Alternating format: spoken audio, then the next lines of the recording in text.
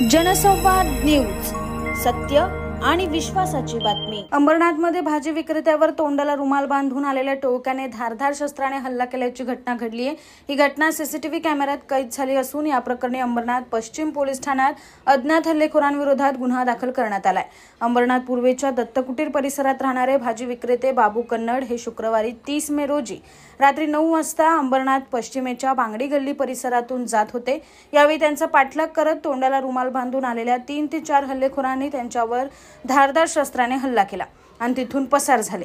ही संपूर्ण घटना सीसीटीव्हीत कैद झाली। या हल्ल्यात बाबू कन्नड यांच्या पाठीवर, खांद्यावर आणि हातावर धारदार शस्त्राने दुखापत करण्यात आली। या प्रकरणी अंबरनाथ पश्चिम पोलीस ठाण्यात गुन्हा दाखल करण्यात आला असून पोलीस सध्या हल्लेखोरांचा शोध घेत आहे।